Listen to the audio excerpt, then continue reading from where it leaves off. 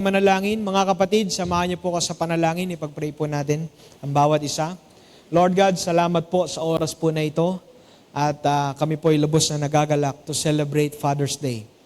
At nawa po ay patuloy na mag-remind po ito sa amin ng iyo pong patuloy na pagsusustain ng kalakasan sa amin pong mga buhay, lalo tigit sa mga haligi ng tahanan na nandito po sa unahan, maging yung mga nasa itaas po.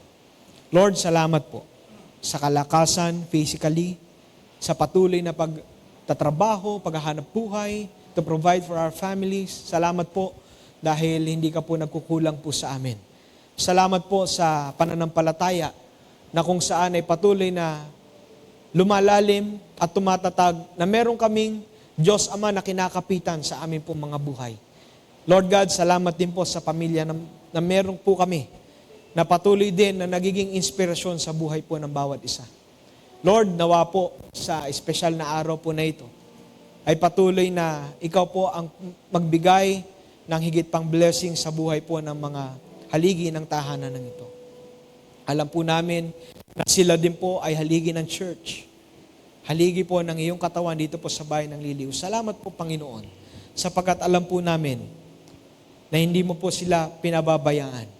At kung meron man, Panginoon, sa kanila na meron mga nararamdaman sa mga oras po na ito, Panginoon, ikaw po ang magbigay ng kalakasan at kagalingan po sa kanila upang patuloy na magampanan ang kanilang role sa pamilya, ang kanilang role sa church ay patuloy lang magawa. Salamat po, Panginoon, dahil alam namin na hindi mo po sila pagkukulangin at hindi mo po sila pababayaan. Nawa po, panatilihin mong maayos ang kanilang kalusugan. Patuloy na pagpalain ang kanilang mga hanap buhay. Ganon din, O Diyos, ang kanilang mga paglilingkod na ginagawa para po sa iyo.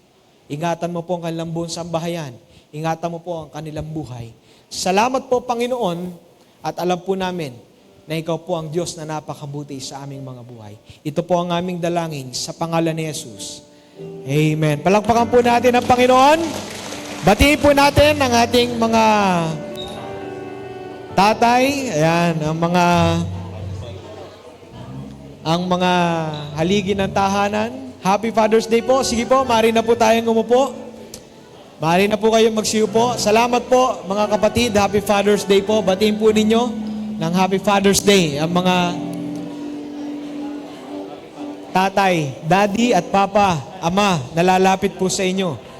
Batiin po ninyo ng Happy Father's Day. At habang binibigay po ng Sunday School Department ang token of appreciation, tanggapin po ninyo. Hula ko, yan ay screw. Screw po ba yan? Screw po ba? Screwdriver? Ayan, Happy Father's Day po. Ituloy po tayo sa ating announcement. This coming Saturday ay meron pong LCCYF Second Quarter Fellowship na may tema pong Resisting Peer Pressure and Worldly Influence. Nagaganapin po sa San Antonio de Padua, sa Santa Clara Sur, Pila, Laguna. Ayan po.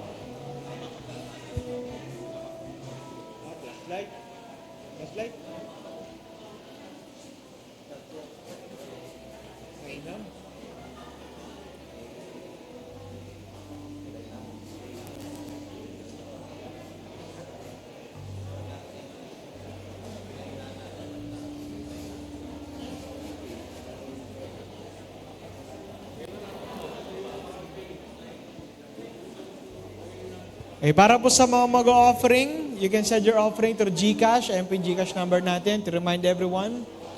At huwag nyo din pong kakalimutan ang resibo na ibigay, ay send kay Sister Doris in Monsalud. At ganoon din po ang patuloy po nating pagtulong sa ating mga kapatid. At ganoon din po, Sister Yes, makikilagay na lang po si Brother Popoy Montejo. Ayan, para sa mga tinutulungan po natin. Doon po sa under dialysis, Sister Yes.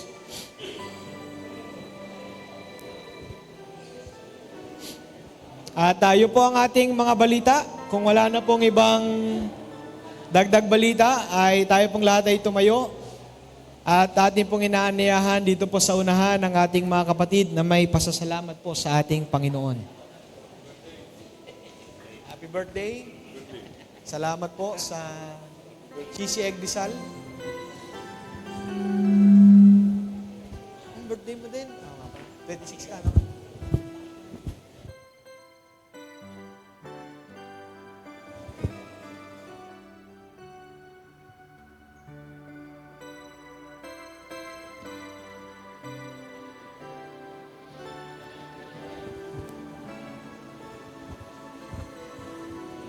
Tayo po ay manalangin at magpasalamat sa Panginoon. Lord God, salamat po sa oras po na ito at nandito po ang aming mga kapatid na nagpapasalamat.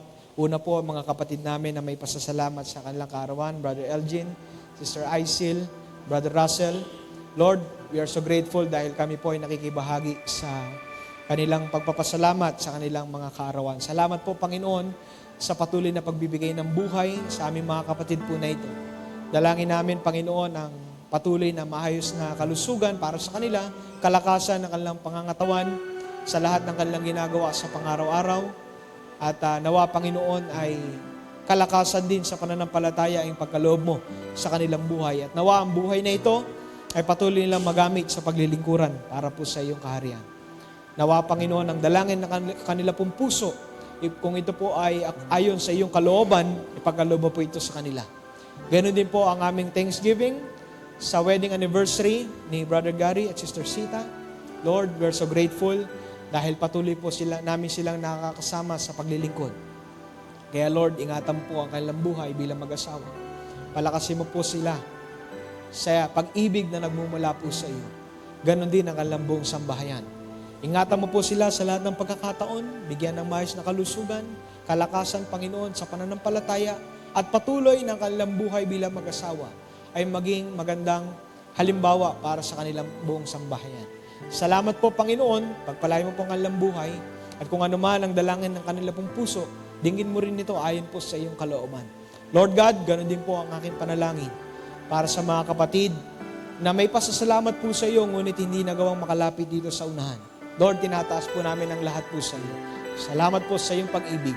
Salamat po sa iyong kabutihan. Ito po ang aming dalangin sa pangalan ni Jesus. Amen. Palakpakan po natin ang Panginoon. Kamaya po natin ang bawat isa habang inaawit po natin ang Welcome to the Family.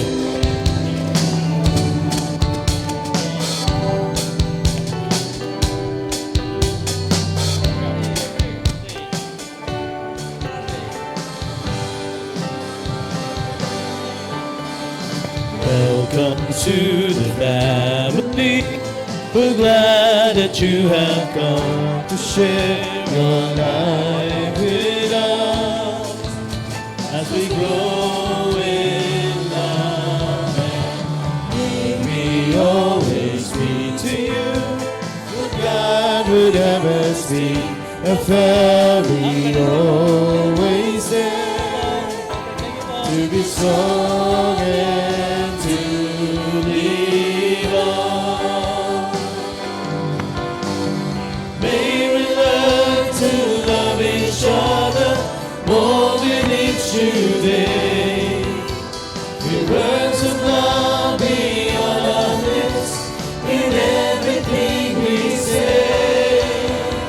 May your spirit melt our hearts and teach us how to pray, that we might be a true family. Welcome to the family. We're glad that you have come to share your life with us as we grow in love, and may we always be to you. For God would have us be a family always there to be strong and to lead on. Amen. Palakpakan po natin ang Panginoon sapagkat ang araw na ito ay napakasosyal, Mula po sa ating Panginoong Ama na kailanman ay hindi nagkukulang sa atin, wala mang perpektong tatay sa buhay dito sa mundo, pero may perpektong Diyos na magpupuno sa lahat ng kakulangan natin at muli nating pinagpapasalamat ang bawat isang tatay sa ating buhay, sa ating pananampalataya. Kaya papuri sa lahat, awitin po natin ang Our Father.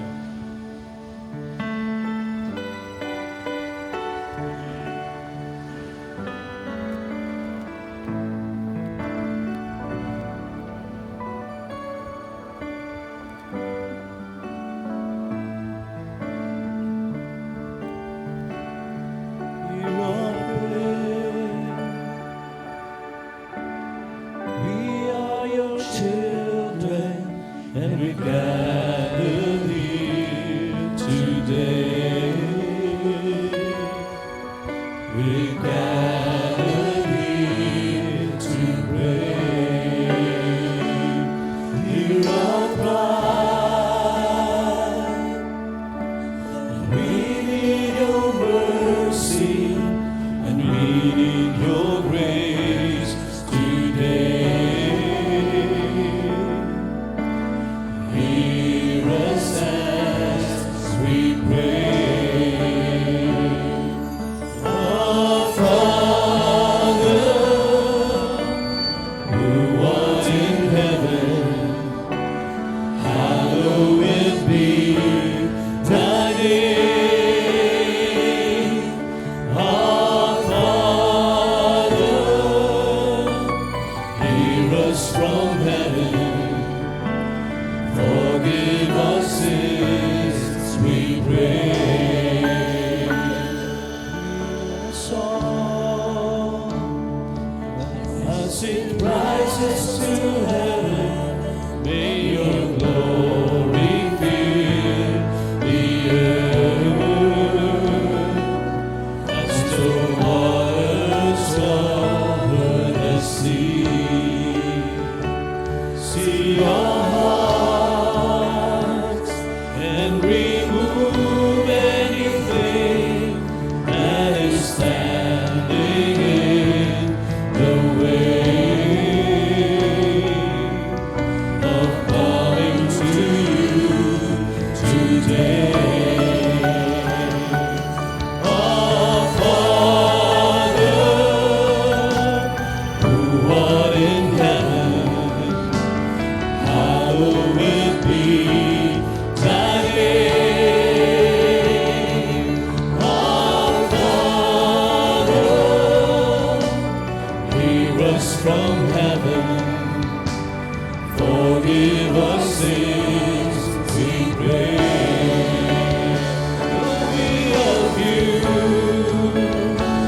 we're surrounded by many. And crossed the river before.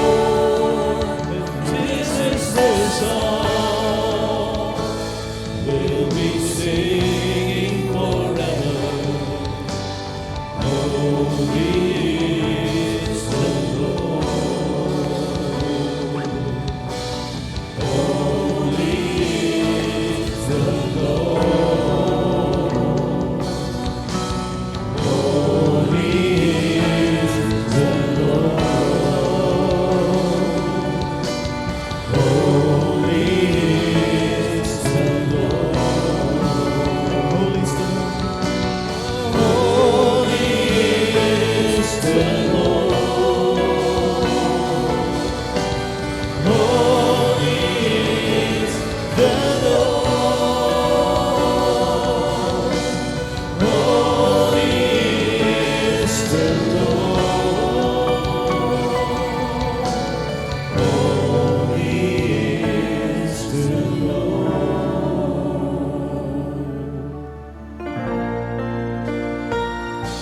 Hear our prayer. We are your children, and we gather here today. We gather here to pray. Hear our cry. Lord, we need your mercy, and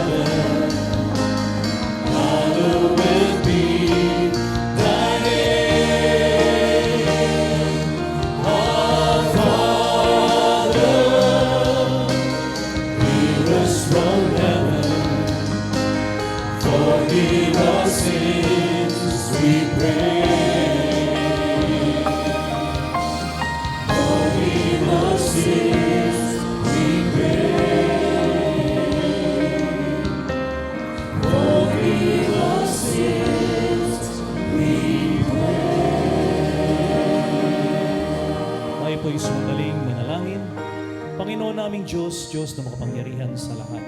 Maraming salamat po sapagkat ang inyong biyaya bilang kayo ang aming dakilang Ama na hindi nagpabaya sa aming lahat. Nawa po, Panginoon, patuloy niyo kaming pagpalain sa aming pananambahang ito. Papuri sa inyo, Panginoon, at pagpapala para sa bawat isa sa amin. Kuno lang, Panginoon, naming samot dalangin sa matamis na pangalan ni Kristo Jesus. Amen. Tuloy po natin sapagkat tayo pinili. Ipakita natin kung gaano ka-special ang bawat isa sa atin. Not for any generation and for the future generation. Tayo po ang mga pinili. Gawin natin to sa ating mundo, sa ating mga kabataan. Let's all sing, Chosen Generation.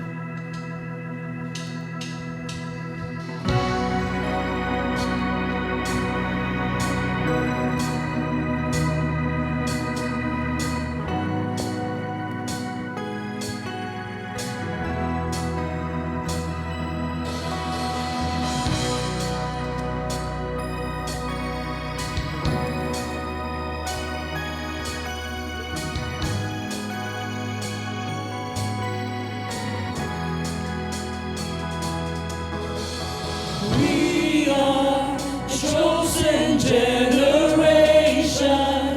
rise up, holy nation. God will live for you. You have called us out of darkness into light so glorious. God will live for you. We'll live for you. God will live for you. Sing. We run with passion for your name. We run. Freedom, freedom. You've broken every chain. We run. Our God will not be moved. Our God will never be shaken. We run to you. We run. We are a chosen generation. Rise up, holy nation. God will live for you. You have called us out of darkness into light so glorious. God will live for you.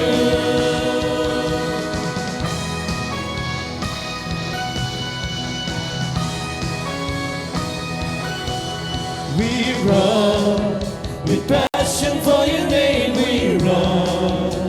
Freedom, freedom. You've broken every chain. We run. Our God will not be moved. Our God will never be shaken. We run to you. We run. We are a chosen generation. Rise up, holy nation.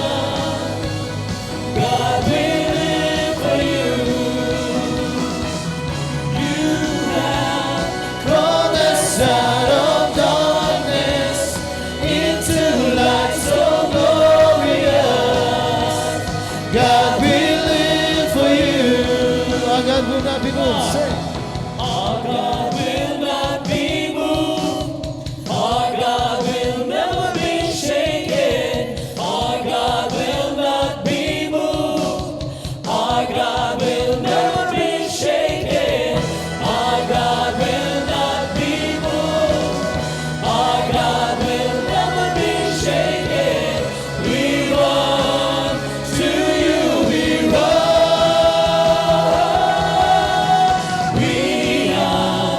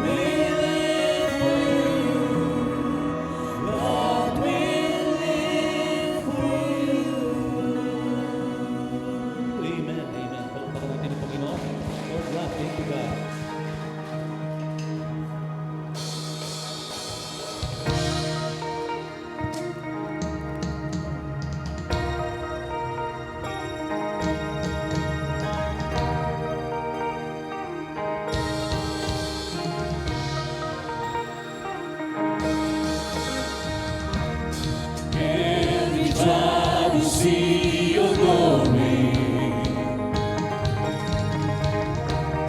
every nation bow before you. All the treasures turn to ashes in the light of you.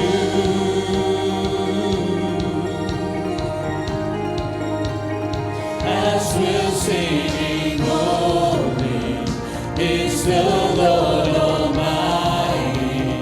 Only you are worthy, worthy of it all. Every time we see your glory, every nation bow before you. All the treasure turned to ashes in the light of you.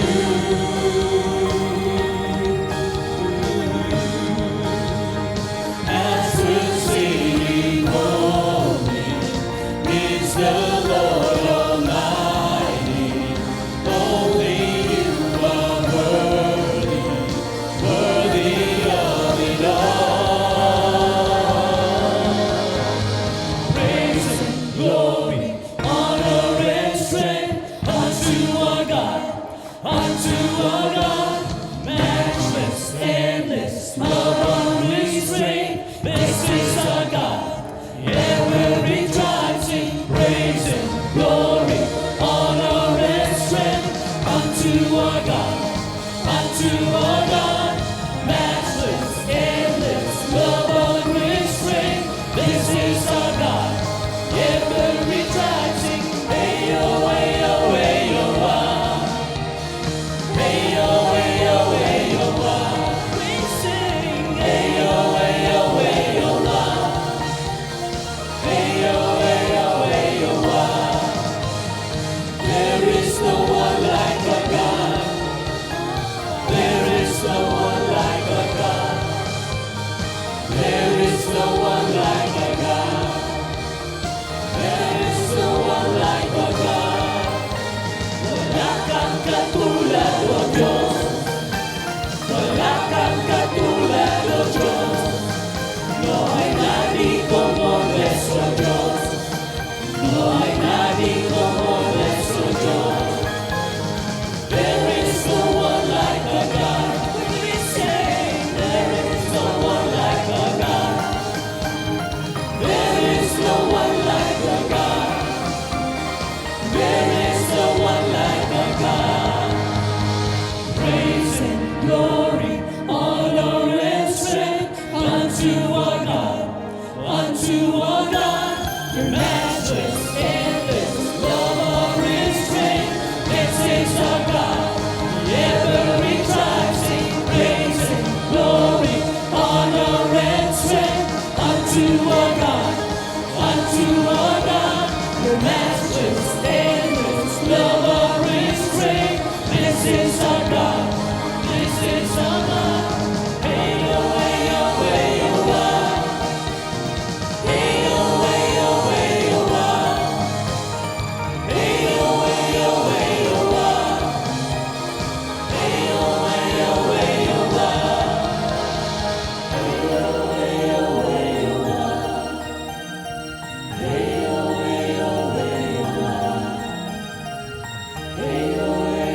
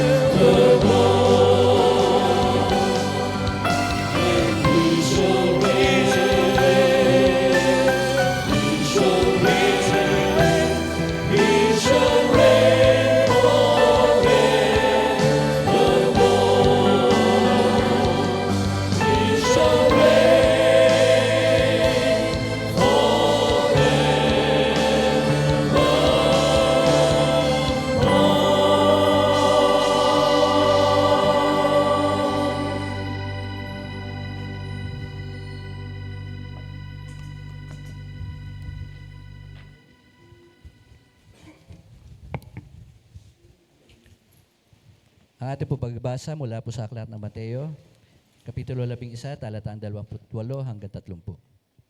Lumapit kayo sa akin, kayong lahat na nahihirapan at lubhang nabibigatan sa inyong pasanin, at kayo'y bibigyan ko ng kapahingahan. Pasanin ninyo ang aking pamatok at matuto kayo sa akin, sapagkat ako'y maamo at may mababang loob. Sabay-sabay po. Matagpo kayo sa akin ng kapahingahan, sapagkat madaling dalhin ang aking pamatok at magaan ang pasaning ibibigay ko sa inyo. Purihin po ang Diyos sa pagkabasa at pagkadinig ng kanyang salita. Tayo manalangin. O dakilang Diyos na lubhang makapangyarihan sa lahat. Muli po kami nagpapasalamat, Panginoon, sapagkat narito muli ang iyong mga anak. Patuloy na nagpupuri, Panginoon, at hindi kami nakalimot na tuwing unang araw ng Sanlinggo, muli mo kaming nasumpungan sa iyong bahay-sambahan upang purihin ka sa Espiritu, sambahin ka sa katotohanan. Panginoon, maraming salamat po sa pag-aaral muli na naming napakinggan sa unang bahagi ng aming paaralan lingguhan.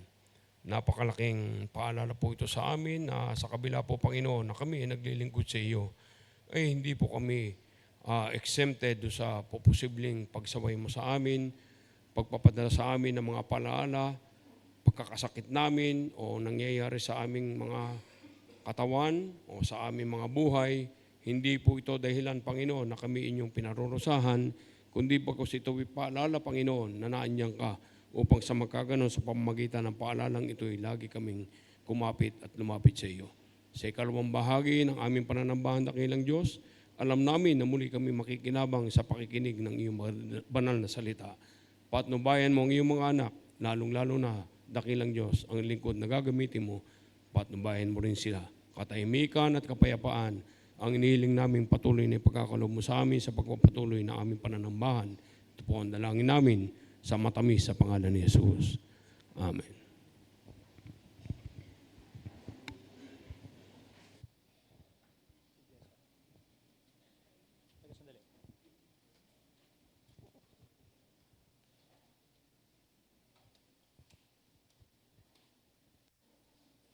Ayan po, magandang umaga po sa ating lahat. Ako po ay mag-aalay ng awit pasasalamat sa ating Panginoon Diyos. Kasama ko po yung aking anak. Wala kamay.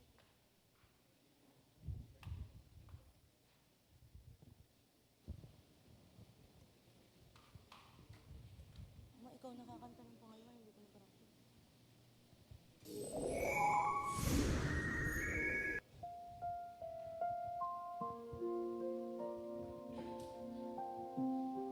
Sabi po sa unang Thessalonica 5:18, magpasalamat kayo sa...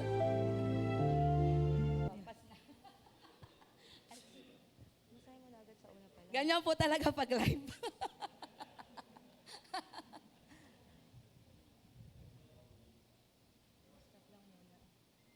Pa-stop lang po muna dun sa ano. Sabi po dyan, magpasalamat kayo sa Diyos sa lahat ng pagkakataon, sapagkat ito ang kalooban ng Diyos para sa inyo, sa inyong pakikipagkaisa kay Kristo.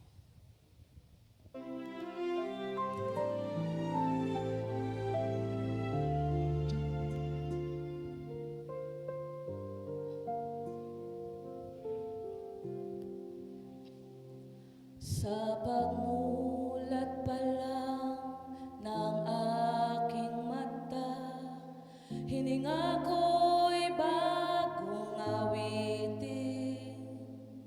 Sa bawat biyaya at luha, sa dalangin may tugon man o wala. Puso ko'y magpapasalamat, hindi dahil sa aking natanggap, kundi dahil ikaw ay dakila at karapat-dapat. Salamat sa lahat, Panginoon, ano mang panahon at pagkakataon, sa saya man o sa pagsubok,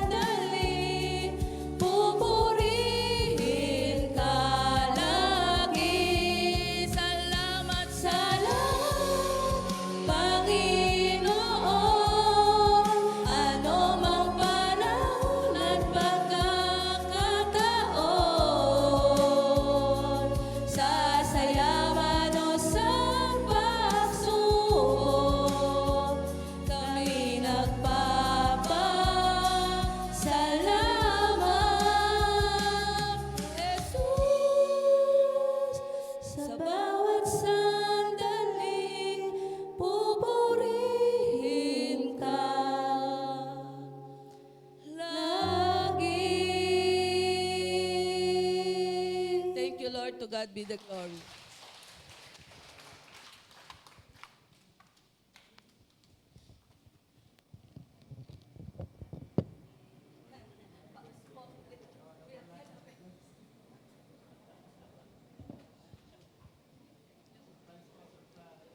Talaga ito mga kalalaki na ito, hanggang hindi tinatawag, hindi tatayo. Tayo na po tayo, mga kalalakihan. Huwag na po tayo mahiya.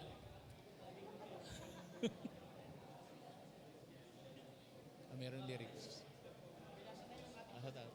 Dito po tayo sa taas. Meron. Oh.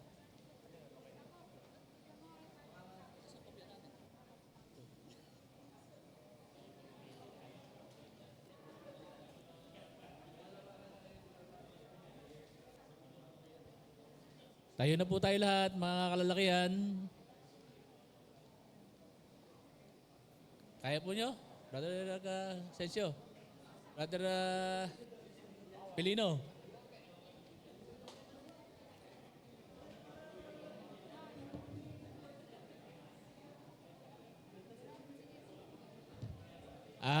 Pakipicture na lang po kami ha. Pakipicture po.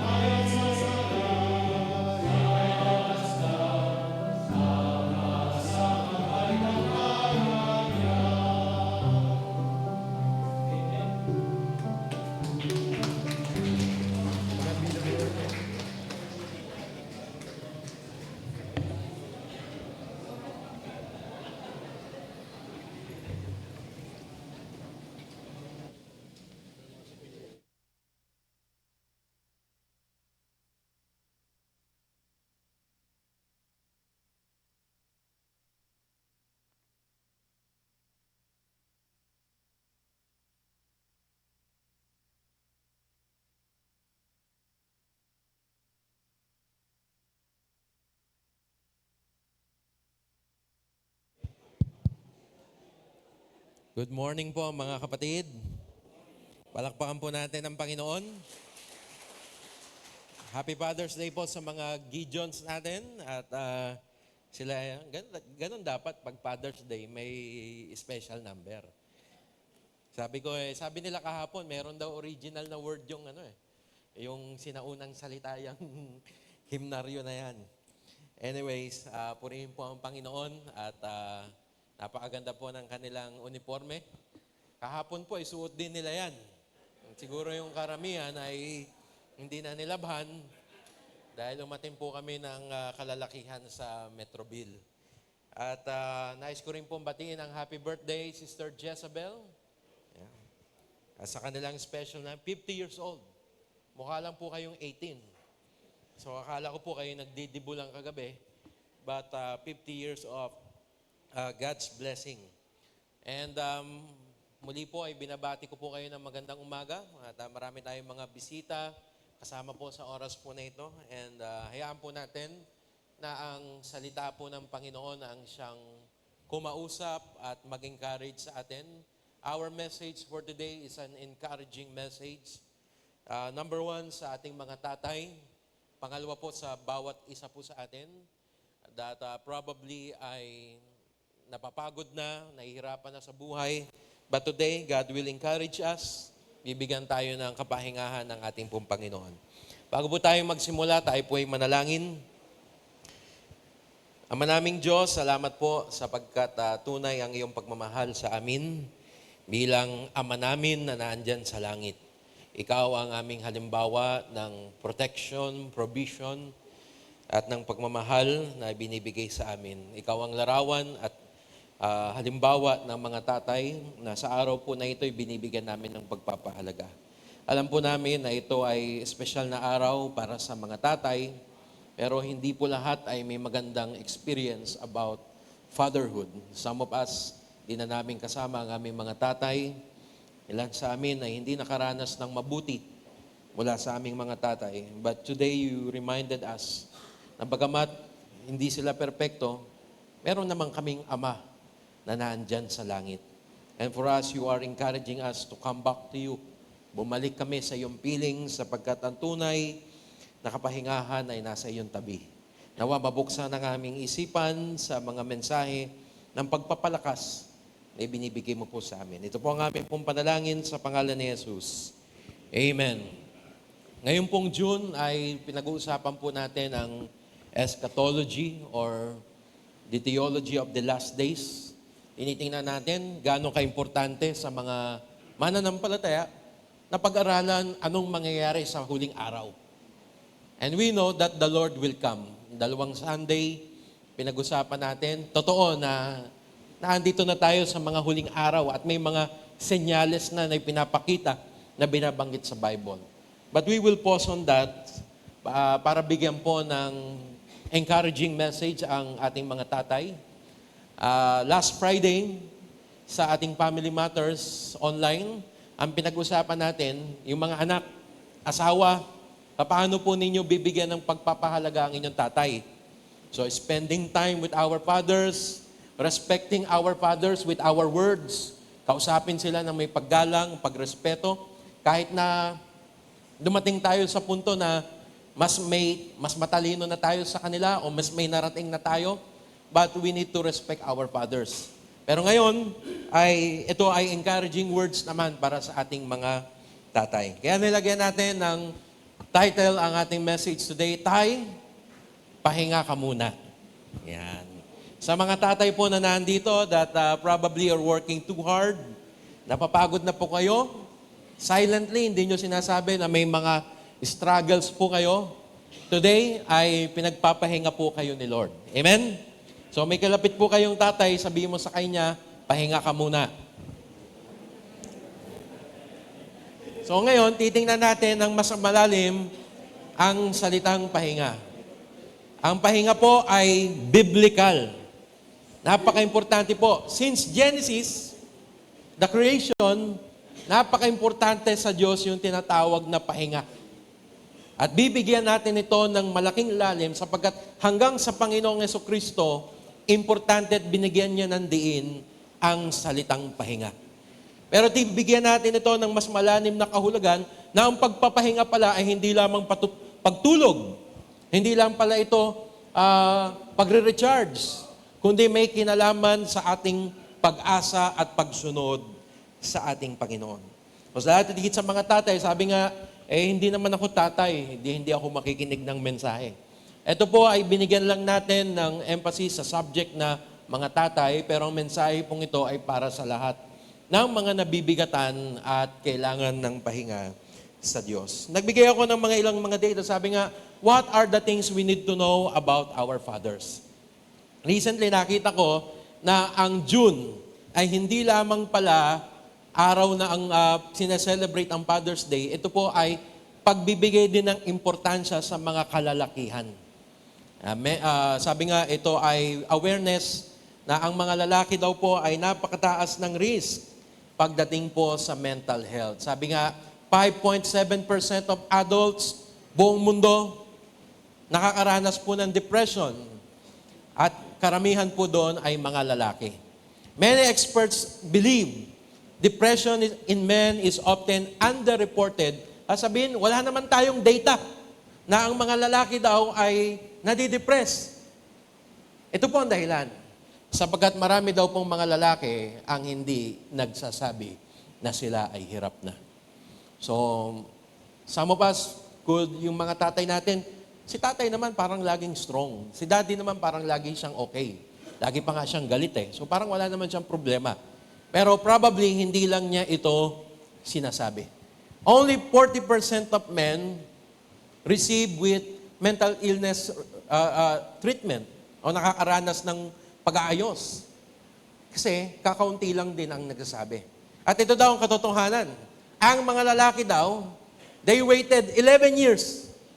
Alam mo na na-depress ka, alam mo na pagod ka. But most of men will wait 11 years bago sabihin nila sa kanilang mga mahal sa buhay, ako pala ay pagod na at kailangan ng tulong. Before seeking help, they waited maybe, hindi ilang 11, but marami po sa mga kalalakihan ang hindi nagsasalita. So kung kayo po may mga kasamang tatay sa inyong mga buhay, intindihin po natin sila minsan. At alam nyo ba na isa sa karakteristik daw na sinasabi ng mga tao sa mga tatay nila ay sila ay magagalitin? Tama ba? Alam niyo po ba na ang pagiging magagalitin ay senyales ng pagkapagod o pagkikimkim ng mga problema? Mapapansin niyo ang inyong mga tatay, laging nagagalit kagad kahit sa mga maliliit na bagay, ito po ay senyales na sila ay napapagod na sa kanilang mga dalahin. So we need to understand, and the Bible is very clear, kailangan ng pahinga. From the beginning of time until the Lord Jesus, and even in the Jewish custom and laws, napaka-importante po nung araw ng pamamahinga. Kaya nga today, we are encouraged, kailangan natin ng pahinga sa ating pumbuhay. Why? Sapagkat number one, ang mga tatay po natin, they carry heavy burdens. Meron po sila mga mabigat na dalahin. O ang kanilang dalahin ay mabigat. Because of all the responsibilities, according to the Bible, ang tatay po ang leader ng pamilya. All the responsibilities ay nakapatong sa kanilang mga balikat. Kaya ang kanilang dalahin ay mabigat. Plus, mostly ang ating mga kalalakihan, they are also the leaders of the church. So bukod sa responsibilidad sa pamilya, nakahatang din sa kanilang balikat ang spiritual o yung ating pong church leadership. Yun ang tinuturo ng Bible. So bukod sa pamilya, hawak din niya ang responsibilidad at leadership inside the church. At gayon din, may mga trabaho at mga pinagkakaabalahan pa tayo sa araw-araw. Kaya malinaw ang binanggit ng ating Panginoon na binasa sa atin kanina sa sagutan on Matthew 11:28. Sabi ng Panginoon, it is an invitation. Nag-i-invite si Lord. Nagpapaanyaya siya. At ibig sabihin, kapag ang isang tao ay nag-i-invite, meron siyang pinrepare na ibibigay sa atin. At ito ang invitation ng Panginoon. Lumapit kayo. Sabihin nyo nga, lumapit. So it is an invitation to come. Sabi ng Panginoon, lumapit kayo. Kayong lahat na nahihirapan at lubhang nabibigatan sa inyong pasanin. All the responsibilities, all the burdens na nakaatang sa ating mga balikat, sa una, okay lang yan. No? Pag ikaw may bit-bit na bag, di ba, may hawak ka, pagka naglalakad sa una, okay lang yan. Pero habang tumatagal, At patagal ng patagal na may bit-biting ka, sumasakit din po yan sa balikat. Nangangalay at nangangawit din po tayo. Kaya ang sabi ng Panginoon, kayong mga nahihirapan at lubang nabibigatan sa inyong pasanin, kayo'y bibigyan ko ng kapahingahan. So it's invitation to those who are in responsibility. Hindi naman niya binabanggit niya may problema lang eh. Kayong may mga mabibigat na pasan, responsibilidad sa buhay. At kapag panahon na kayo'y nahihirapan, huwag niyong sosolohin. Ang sabi ng Panginoon, come to me, and I will give you rest. Jesus said this to people who were not only exhausted physically, hindi ka lamang pagod physically, but also experiencing some emotional and spiritual burden. May mga tao, hindi naman pagod physical, pero yung emosyon nila pagod na. Pagod na sila magkimkim, and probably struggling with their spiritual life. Normal po ito nararanasan ng mga tatay. Na sila po ay spiritually kasi hindi na nababalanse. Kailangan mo magtrabaho, at dahil marami kang oras sa trabaho, nagkukulang ka ng oras sa iyong anak. At dahil may responsibilidad ka para sa iyong anak, nagkakaroon ka ng dilema, paano ako maglilingkod sa Panginoon while I need to provide for my families. Kaya minsan, may mga times na hindi tayo maglilingkod kay Lord. Masakit yon para sa mga tatay, lalo na kung mahal mo ang Panginoon. Bakit? Kailangan ko namang i-attend ang family ko. O kaya may mga pagkakataon na you have this big responsibility in the church, naliligtaan mo naman yung pamilya mo. You want to spend time with your family, kaya lang, may gagampanan ka sa paglilingkod. O may gagampanan ka sa iyong trabaho. So it is exhaustion. Not only physically, emotionally, and spiritually. At marami mga tatay po ang nakakaunawa ng ganitong sitwasyon. Tama po ba? Sa mga tatay po na nandito? Many fathers understand this kind of situation. There are hidden burdens na bit-bit po ng ating mga tatay na baka hindi natin nalalaman. And then, ibibigyan po natin to ng explanation isa-isa. Ito po ang mga hidden burdens ng mga tatay. Number 1, yung tinatawag na financial pressure. Minsan tinatanong nila sa kanilang mga isipan, kaya ko ba itong i-provide? No? Pag tumatanda ang iyong mga anak, halimbawa, may college ka na, may babayaran, may mga ganito. Kaya ko ba itong i-provide? Minsan yung mga tatay, uwi sila, tahimik sila, nakaupo lang, nakadungaw sa labas. Minsan ito ang iniisip nila. Saan ako kakamot ng ibibigay ko sa aking pamilya? Lalo ngayon, ang hirap ng ekonomiya. Kaninang umaga, pagising ko, may nakita ko. I don't know if it's true, pero kaming naman sa balita, parang sasaraduhan na naman daw yung Strait of Hormuz. So, anong epekto na naman yun sa atin? So, ngayon, kung ikaw tatay, paano ko ipoprovide to? Ngayon, ang init-init, hindi na pinapatay ang electric pan. Paano ko babayaran ng mga bills? Somehow, somewhere, iniisip yan ng mga tatay nyo. So, merong financial pressure. So, habang nagtatrabaho siya, bit-bit niya itong pag-iisip na ito. Kaya pa ba ng sweldo ko na i-provide ang pangangailangan ng aking pamilya? Pangalawa, bukod sa financial pressure, naandun yung tinatawag na work stress.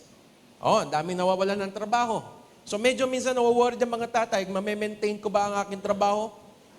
Or minsan sasabihin natin sa ating mga sarili, hindi ako pwedeng magkamali sa negosyo, hindi ako pwedeng magkamali sa trabaho kasi kailangan ito ng aking pamilya. And to understand, hindi lahat ng work environment natin okay. Not only for fathers, but every one of us na nagiging provider sa ating family, hindi naman lahat ng lugar ng trabaho natin masaya. Tama po ba? Naandoon yung toxic workplace. Sometimes, sa pagtitipid ng ating mga kumpanya o ng mga trabaho, imbis na kumuha ng ibang empleyado, binubuho sa inyo yung mga demands or unrealistic demands sa trabaho. Kaya ngayon, bit-bit ang financial pressure, may work stress din. Habang iniisip mo ang kapakanan ng iyong pamilya. At mabigat ito. Kapag ito iniisip mo, 1 taon, parang okay lang. Pero kung ito'y bit-bit mo at iniisip mo for 5 years, 10 years, iba po ang toll nito sa ating pong buhay. Naandyan din ang family pressure. Lahat ay nakaasa sa akin. Because biblically, the responsibility is in the shoulders of the fathers. Lahat ay nakaasa kay tatay. Lalo na may mga situation, hindi na nga pwedeng isa lang ang nagtatrabaho. Pero there are still situation na tatay lang ang nagtatrabaho sa pamilya. At ito nakapatong sa kanilang balikat. Responsibilidad na ayusin lahat ng problema sa bahay. And our families are not perfect. Tama? Economy problem, problema sa trabaho, magkakaproblema ka pa sa bahay. Magkakasakit ang isang membro ng pamilya. Mostly, minsan magkakaproblema ka sa anak mo. Sabay-sabay lahat nangyayari sa'yo. And these are all in the shoulders ng ating mga tatay. Minsan, nagkakaroon pa ng problema. Lalo na kung ang tatay o ang nanay nagtatrabaho abroad. Mga importanteng events ng buhay ng pamilya mo, hindi mo nakikita, hindi ka nakakaattend ng birthdays, graduation. Masakit po yun para sa mga magulang na nagpo-provide. Patong-patong na mga burdens ang nasa kanilang mga magulang. Plus, naandun pa yung tinatawag na guilt. Lalo na, kapag may mga nangyayaring hindi magaganda sa pamilya mo. At minsan tatanungin mo na i-provide mo naman ang lahat, naging mabuti ka naman, at kapag may nangyari pa rin hindi maganda, tinatanong natin ang ating mga sarili, saan ako nagkulang? Bakit nagkaganito? Anong nangyari? Sila ay nakakaranas na hindi patas na panghuhusga at paninisi. Minsan sasabihin ng mga anak, Daddy, lagi ka naman nasa trabaho. Wala kang time na binibigay sa akin. So guilt yun. Kasi hindi mo kayang ibigay ang time habang ikaw ay nagpo-provide. That's one reality. So, iba siguro nagagawa ito, pero napakahirap. This is some of the burdens of the Father. Kaya nga sabi ng Panginoon, kapag meron kang mabigat na responsibilities dalahin sa iyong mga balikat, you come to me and I will give you rest. Why? Sapagkat kapag hindi po tayo nakahanap ng pahinga sa Panginoon, ito po ang magyayari. Pansinin po ninyo, mga tatay, baka ito yung nangyayari sa inyo or sa mga matatanda po. Fatigue. Feeling tired and drained. Pagod ka na, lalo ngayon, linggo, ano po bukas? Lunes na naman. Niisip mo pa lang yung Lunes na papagod ka na. So the feeling of tiredness and being drained because of all this emotional exhaustion na nararanasan natin. Pangalawa, normal. Sa mga taong maraming bitbitin, irritable. Mabilis kang nayayamot kahit sa mga maliliit na bagay. Amen? Nakaranas ba kayo na wala naman dapat ikagalit pero nagagalit kayo? Irritable. Signs of, hindi naman talaga yun yung nakakainis. Pero dahil punong-puno ka na, yun lang ang nagpasabog sa iyong damdamin. Number 3, also, nakikita ko at napapansin ko ito, numbness. May mga pagkakataon si tatay parang feeling detached. Hindi na siya masaya. Dati okay naman siya, lagi siyang nanonood ng sports, ng TV, pero ngayon lagi na lang siyang nakaupo. And fathers, you feel that hindi ka na nag-enjoy sa mga bagay na ginagawa mo. Dati masaya ka sa trabaho, masaya, but you feeling, wala ka nararamdaman. It is a sign na multiple or complex stress na nararanasan mo. Withdrawal.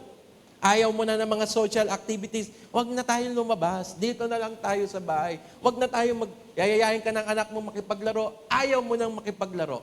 Signs of withdrawal. Lagi kang mag-isa. Lagi kang nagsa-cellphone, naglalaro sa iyong cellphone. And you avoid social activity. Plus, normal din sa mga tatay, unhealthy coping mechanism. Dahil pagod ka, dadaanin mo na lang sa inom. Daanin mo na lang sa yosi. Dadaanin mo na lang sa mga unhealthy coping mechanism. Wala nang self-care. Diba? So, napakahirap po na ito. Pag pagod ka na, minsan nakapagsalita ka ng hindi magaganda sa iyong mga anak. It means you are tired. Ayaw mo lang aminin.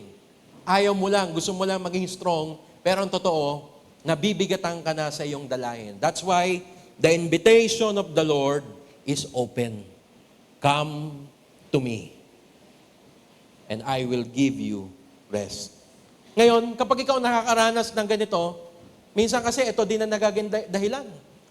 Hinuhusgahan natin ang ating mga tatay. Akala ng ilang mga tao, kapag ikaw ay nakakaranas ng stress or meron kang emotional irregulation, ay mahina ang faith. Mahina ang pananampalataya kasi nag-iisip eh. It is not a sign of, it is a normal thing na nararanasan ng isang tao, maraming pinagdadaanan, maraming responsibilidad. Kaya tayo naman, mga asawa, mga anak, huwag niyong uhusgahan ng inyong mga tatay. Oh, mahina ang faith ni tatay kasi laging galit. O kaya sabihin natin, yung kapitbahay natin, gano'n, mahina ang pananampalataya. Huwag tayong humusga. Sapagkat sa bigat na mga pinagdadaanan ng mga tao, it is something na maraming mga tao ang nakakaranas. Kaya nga, for point number 2, kailangan nila ng pahinga. Amen? Kailangan nila ng pahinga. Ang mga tatay, kailangan nila ng pahinga. Anong klaseng pahinga ito? Ito ba talaga ay sign of weak faith? Alam niyo sa Bible, meron nangyari niyan sa 1 Kings 19. Kilala po ba ninyo si Prophet Elijah? Si Prophet Elijah, malapit ito kay Lord. And he did an incredible thing para sa Panginoon.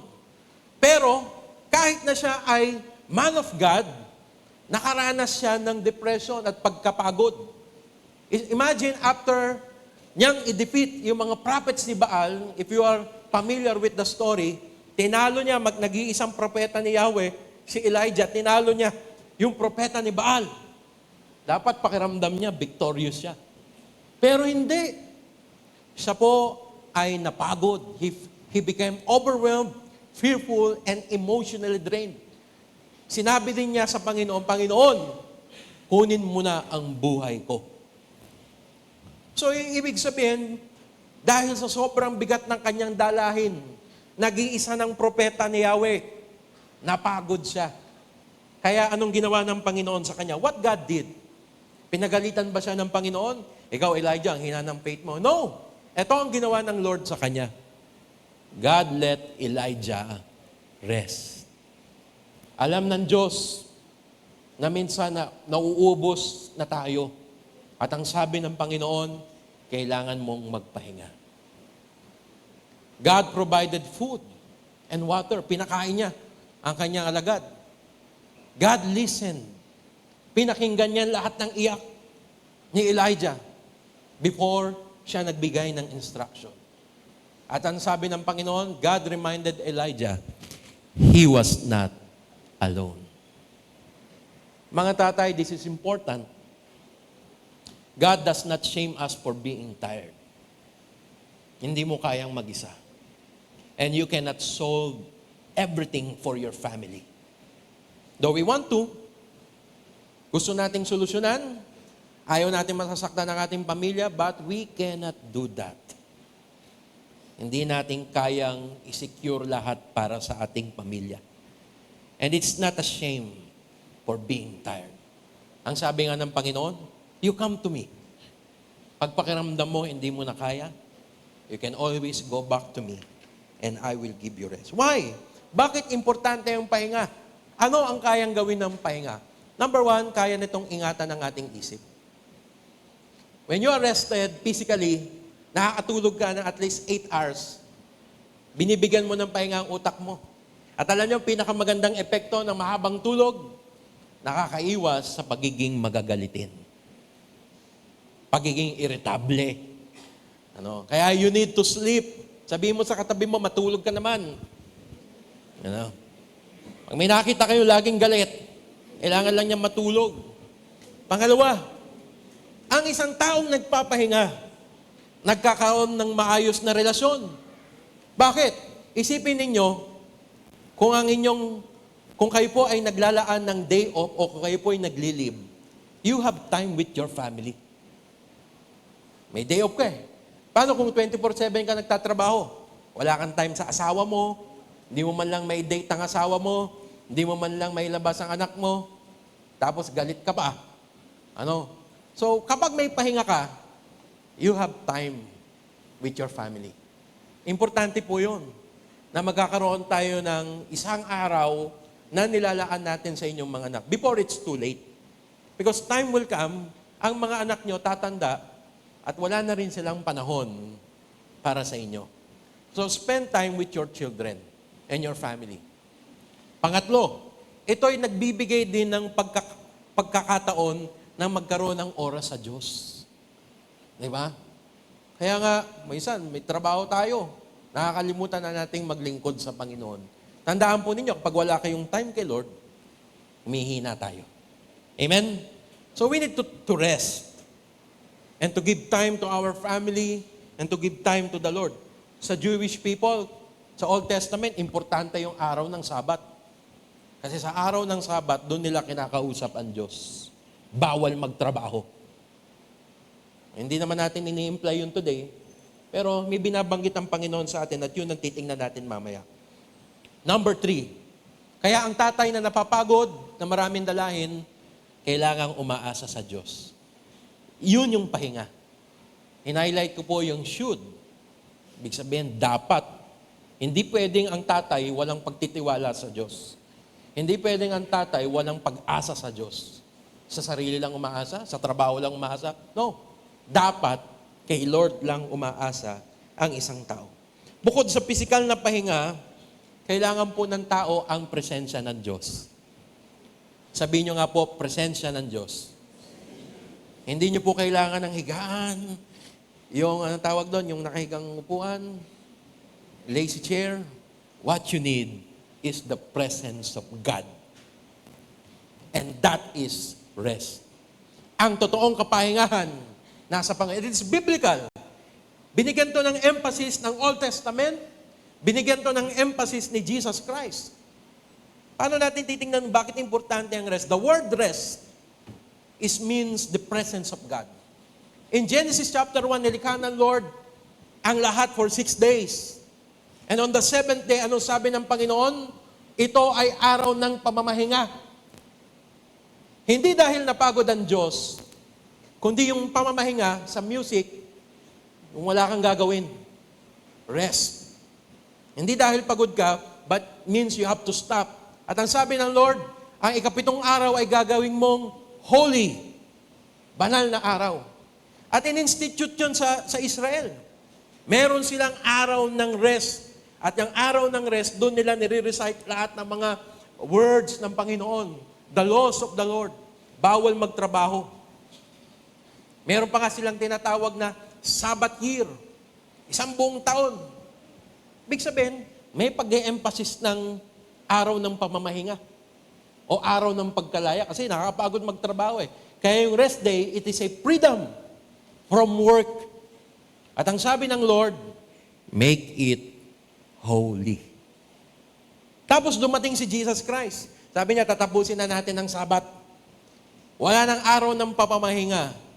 And then the Lord said, I am the Lord of Sabbath.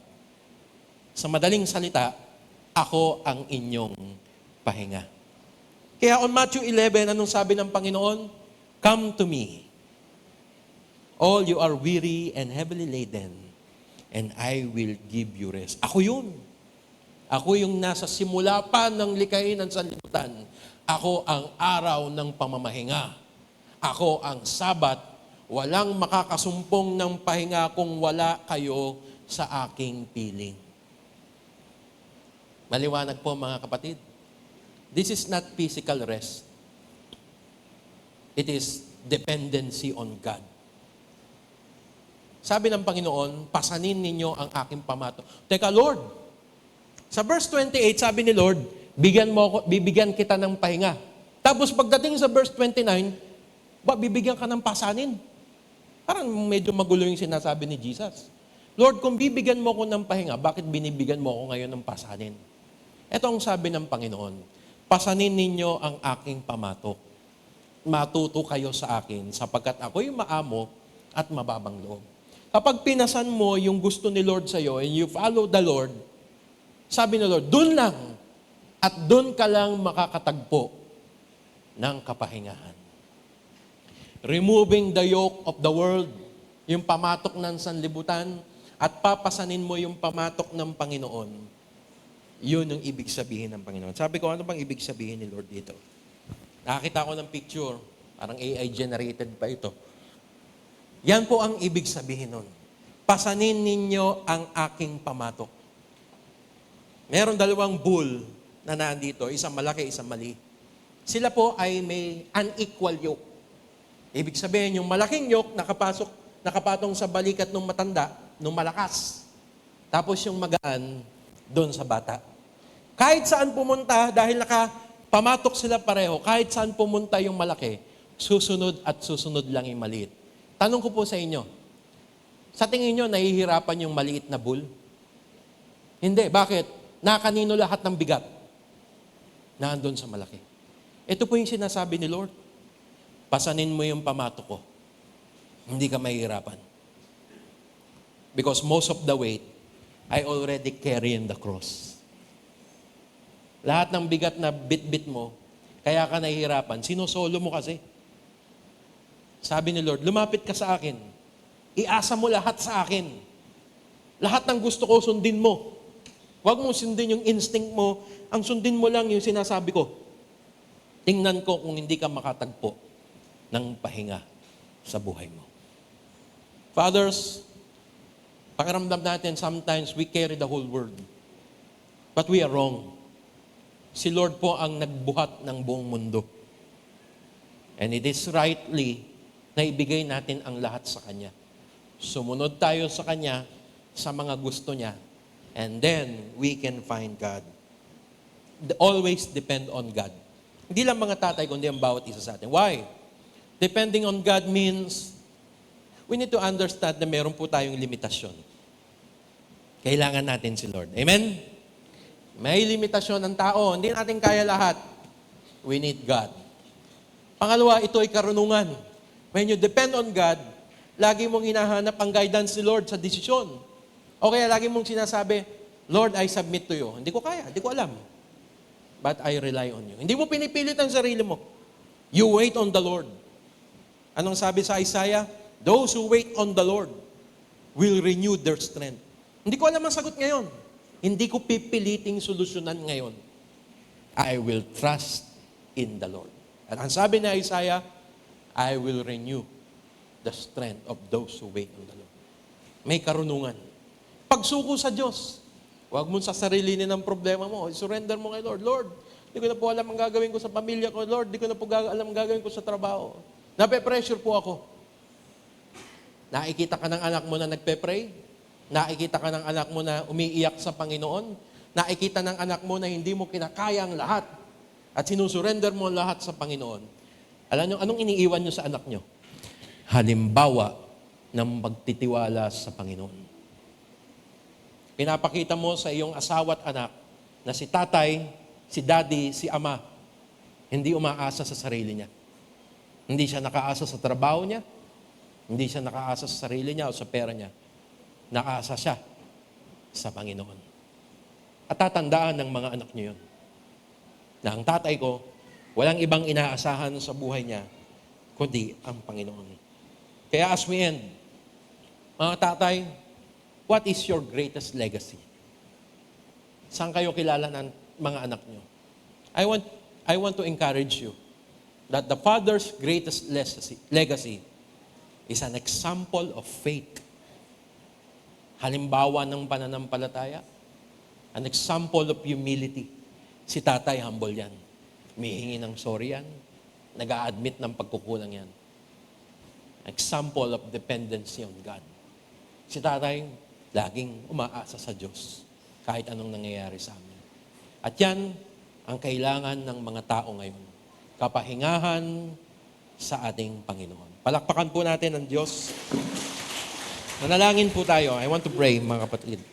Manaming Diyos na mga pangyarihan sa lahat, salamat po for reminding us na sometimes punong-puno po kami ng mga dalahin.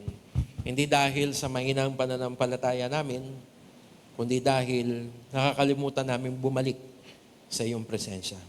You created us to always depend on you. Hindi mo kami nilikha para solohin ang lahat ng responsibilidad. Nilikha mo kami na nagtitiwala at umaasa sa iyo. Kaya I pray for those who are tired today, sa mga tatay, sa mga nanay, sa mga kapatid namin na pagod na sa araw na ito. Ang imbitasyon mo ay kapahingahan. Kapahingahan sa pag-asa sa iyo. Na lagi naming sundin kung anong gusto mo, na lagi naming itiwala ang aming sarili sa iyo, that this time, hindi na kami ang masusunod. Hindi na kami ang Lord ng buhay namin, kundi ikaw na. Kaya kami napapagod, kaya kami nagiging distant. It's all because we always depend on ourselves, on our gifts, on our talents. Pero dapat pala lagi kaming umaasa sa iyo. Sa araw na ito, iniasa po namin ang aming pong buhay. We lift up our burdens. Binibigay namin ito sa iyo. And today, we will receive peace, kapayapaan, at kapahingahan sa pangalan ni Jesus.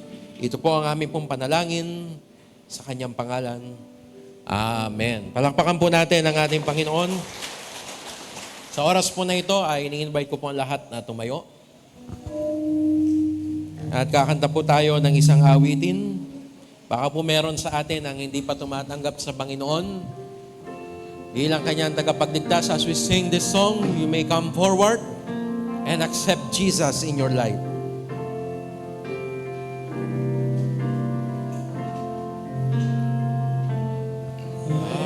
Jesus, sulog taong sala, kaligtas ay nasa Kaniya. Alin manghanga at pita, matatagpuan mo tuwi-tuwi na.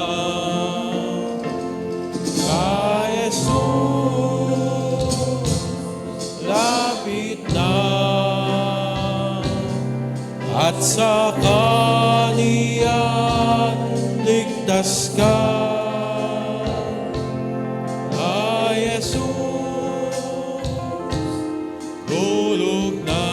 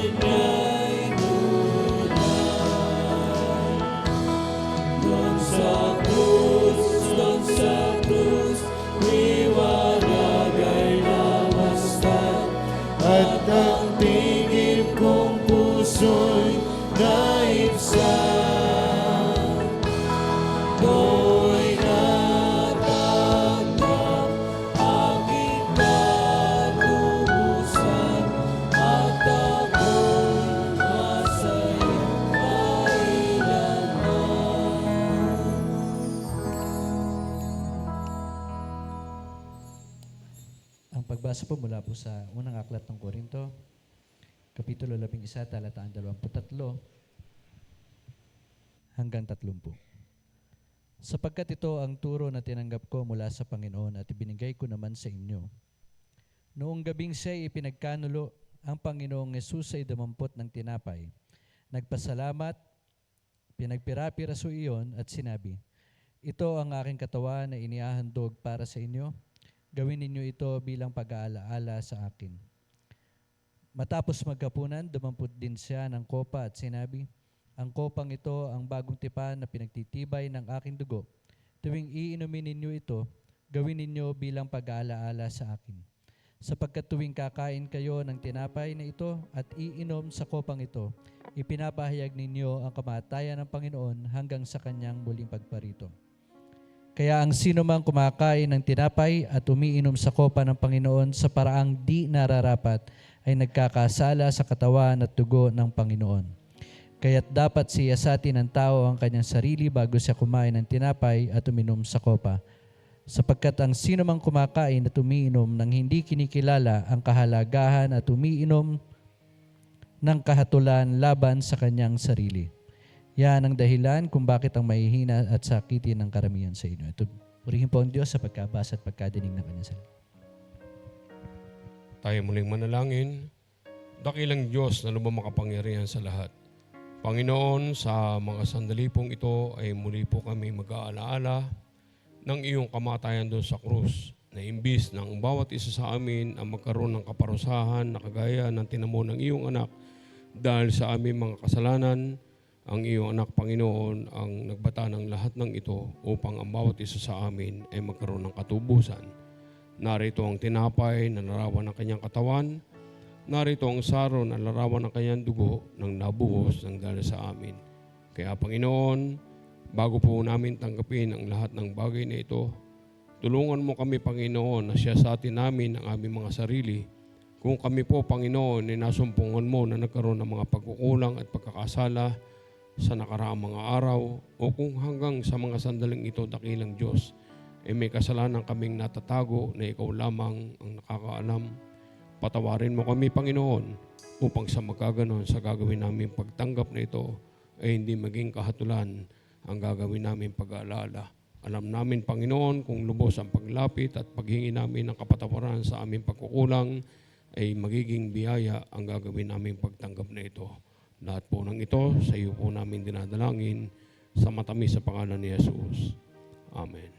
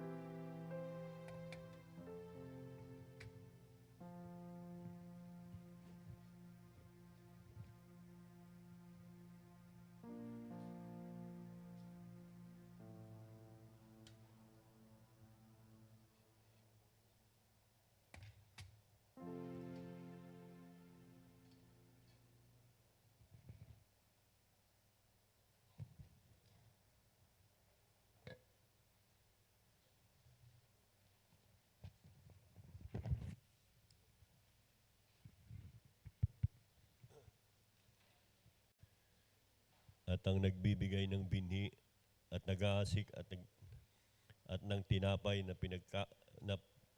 pinakapagkain ay magbibigay at magpaparami sa inyong binhi upang iasik at magdaragdag ng mga bunga ng inyong mga katwiran, ang inyong takatwiran. Yamang kayo pinayaman sa lahat ng mga bagay na ukol sa lahat ng kagandahang loob na magsisigawa sa pamamagitan namin na pasalamat sa Diyos. Sapagkat ang pangangasiwa sa paglilingkod na ito ay hindi lamang na tumatakip sa pangangailangan ng mga banal, kundi naman umaapaw sa pamamagitan ng maraming pagpapasalamat. Purihin ng Diyos ang pagbabasa at pagkakadinig ng kanyang mga salita.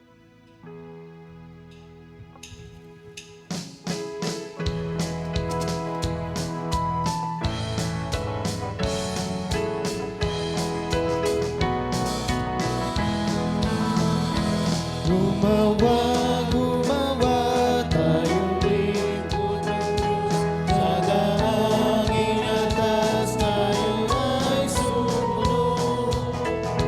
Paguhin ang lakas sa yamang kaloob. At dumaan tayo'y di tayo lulubog. Gumawa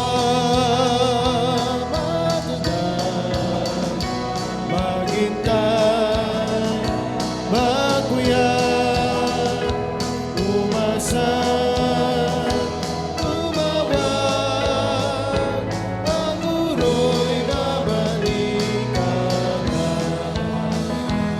Umawag, pusang ibakay, kabuhayan dinabay sa lumaray.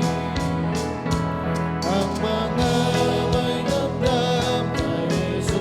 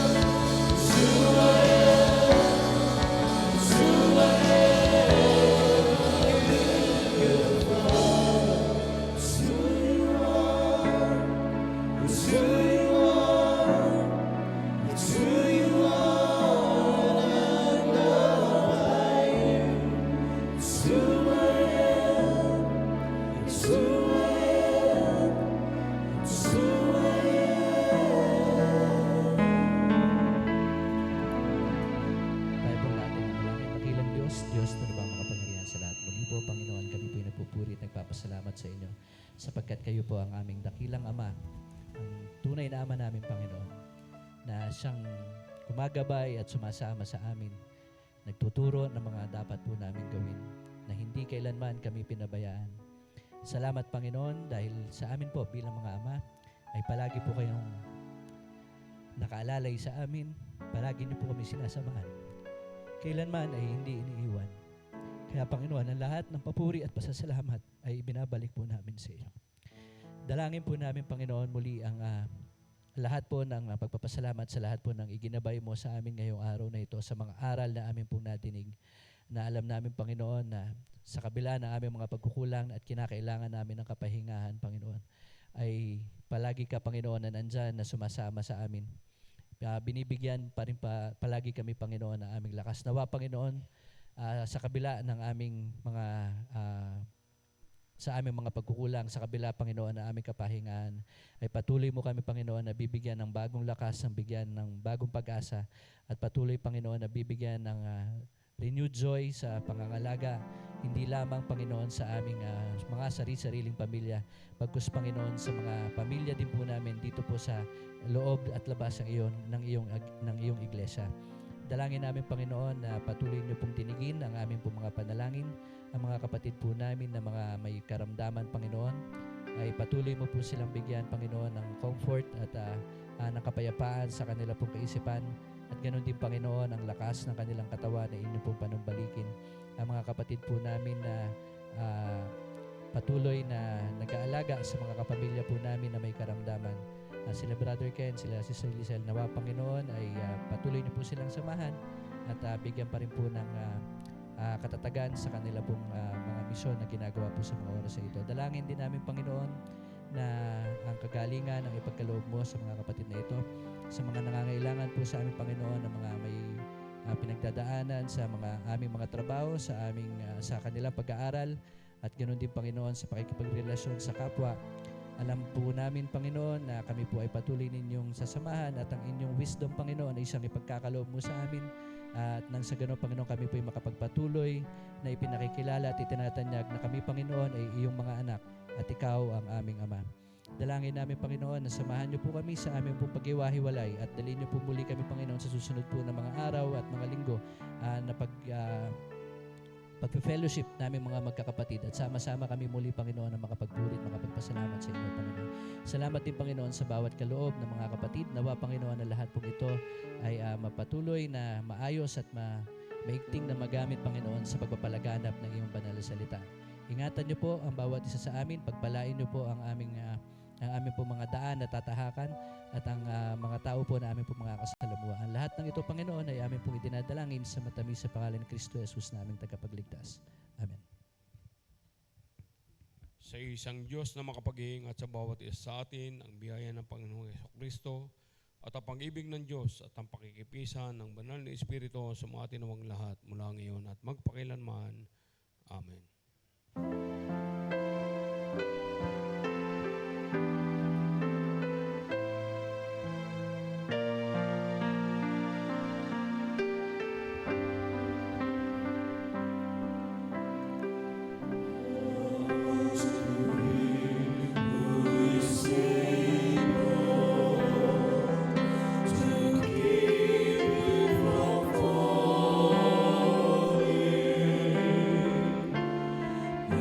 To make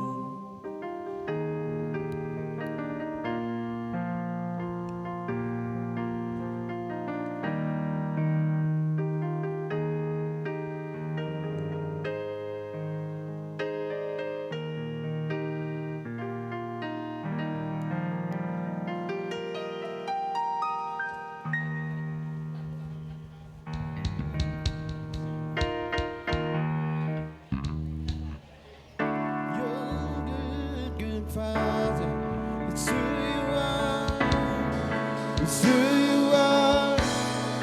It's who you are. Thank you for watching. We are glad that you were with us in worshiping God. Please continue to share the word and live out the word. For more updates and daily inspirational messages, please follow all of our social media accounts. We are on Facebook, Twitter, Instagram, and YouTube. Everything is at Liliw Church of Christ, 1904. Thank you and God bless.